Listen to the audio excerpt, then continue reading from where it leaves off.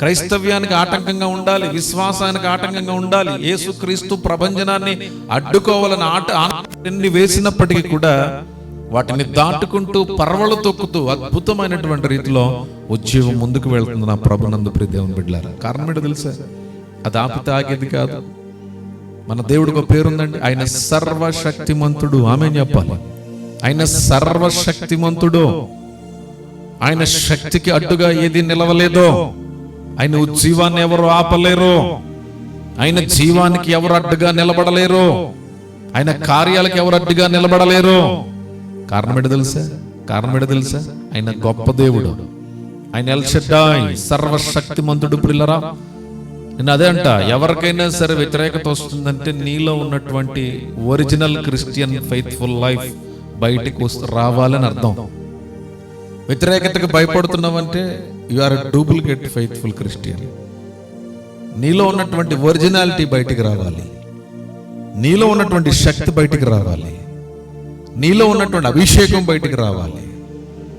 వారు విభేదించే కొద్దీ నీ జీవితంలో విశ్వాసం అభివృద్ధి చెందుతూ ఉండాలి. మన ఏ మతాన్ని కించపరచవలసినటువంటి పనేమి లేదు, ఏ విశ్వాసాన్ని అవమానించవలసినటువంటి పనేమి లేదు.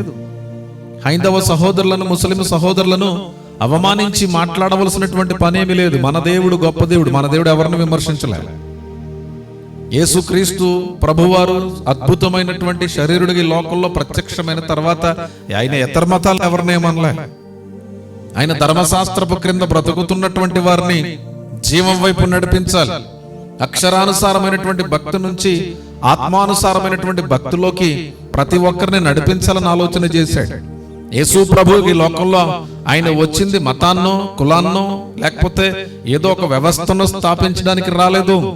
ఈ ప్రపంచానికి ఒక మార్గాన్ని చూపించాడు. ఆయన ద్వారానే, ఆయన మార్గంలోనే, ఆయన ద్వారానే మనకి పరలోక వారసత్వం, ఆయన ద్వారానే మనకు విమోచన, ఆయన తప్ప మనకు వేరే విమోచన లేదు. గొర్రెల యొక్కయో కోడెల యొక్కయో ఈ లోకంలో ఉన్నటువంటి క్షయమైనటువంటి వస్తువుల చేత మనం విమోచింపబడలేమని, ఆయన రక్తముతో కడగబడి, ఆయన రక్తంలో కడగబడి మనం విమోచింపబడతామని పేతురు తన పత్రికలో చాలా స్పష్టంగా తెలియచేశాడు. కాబట్టి నీవు విమోచింపబడాలన్నా, నువ్వు అన్ని విధాలుగా స్థిరపరచబడాలన్నా, నీ ఆత్మీయత అనేక మందికి దీవెనకరంగా ఉండాలన్నా, నీవు విమోచింపబడినటువంటి స్థితిలో ఉంటేనే నువ్వు మాట్లాడినటువంటి మాట జీవంగా మారుతుంది.